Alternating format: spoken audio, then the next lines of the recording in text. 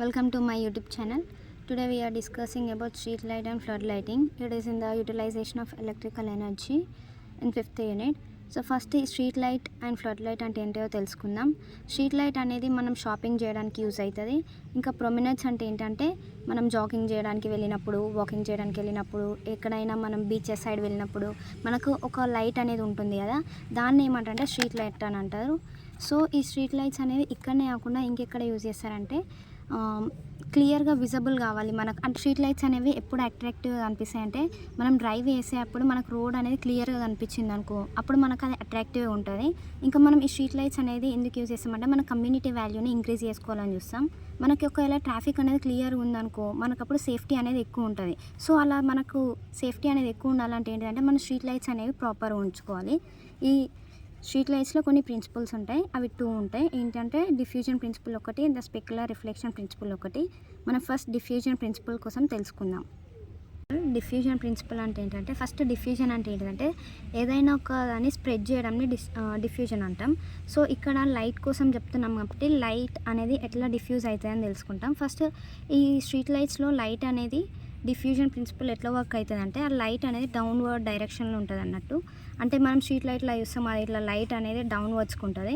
So అది based on దానికి ఒక సూటబుల్ రిఫ్లెక్టర్స్ అని ఉంటాయి. ఆ రిఫ్లెక్టర్స్ ప్రకారంగా మనం ఆ లైట్ అనేది చూస్ చేసుకోవాలి. ఆ రిఫ్లెక్టర్స్ అనేవి ఎలా ఉండాలి అంటే, మన ఎప్పుడైతే ఎవరైనా రైడ్ చేసేటప్పుడు రోడ్ పైన అది కళ్ళకు గ్లేర్ కావద్దు. గ్లేర్ కావడం అంటే ఏంటంటే మనకు ఐస్కి ఎఫెక్ట్ కాకుండా ఉండడం. సో దీంట్లో ఒక యాంగిల్ ఉంటుంది. రిఫ్లెక్టర్స్ అనేవి బిట్వీన్ 30 degrees to 45 degrees ఉండాలి. అప్పుడైతే మనకు ఫిలమెంట్ ల్యాంప్ అనేది విజిబుల్ కాదు. సో మనకు గ్లేర్ అనేది ఎలిమినేట్ చేస్తాం. నెక్స్ట్ ఇల్యూమినేషన్ అనేది ఈ రోడ్ పైన ఎట్లా క్యాలిక్యులేట్ చేసుకోవచ్చు అంటే, ఇన్వర్స్ స్క్వేర్ లాతోనే మనం క్యాలిక్యులేట్ చేసుకోవచ్చు.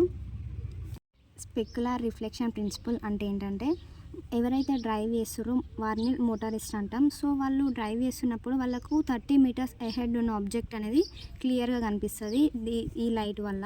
సో అప్పుడు ఏమైందంటే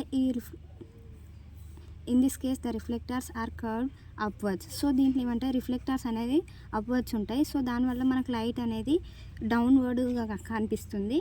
నెక్స్ట్ దీంట్లో ఒక ఆబ్జెక్ట్ ఉంటుంది, ఇక్కడ ఒక అబ్జర్వర్ ఆర్ మోటరిస్ట్ ఉన్నారు. ఇంకొకటి ఏంటంటే ఇక్కడ ఆబ్జెక్ట్, ఈ 3 లైట్స్. సో ఎప్పుడైతే అబ్జర్వర్ అనేటైనా ముందుకు డ్రైవ్ చేస్తూ వెళ్తున్నాడో ఆయనకు ఒక ఆబ్జెక్ట్ కనిపిస్తుంది. అది దేనివల్ల అంటే మనకి స్ట్రీట్ లైట్స్ వల్ల 30 meters అహెడ్ ఉన్నాయి కూడా కనిపిస్తామని చెప్పుకున్నాం కదా, దాని ప్రకారంగా ఈ అబ్జర్వర్కి అనేది క్లియర్గా కనిపిస్తాయి. సో ఇది ఎక్కడ మోస్ట్ యూజ్ అవుతాయి అంటే ఓన్లీ స్ట్రైట్ సెక్షన్స్ ఉన్నప్పుడు మాత్రమే యూజ్ అవుతుంది. మీకు ఈ వీడియో నచ్చినట్టయితే లైక్ చేయండి, షేర్ చేయండి, సబ్స్క్రైబ్ చేయండి.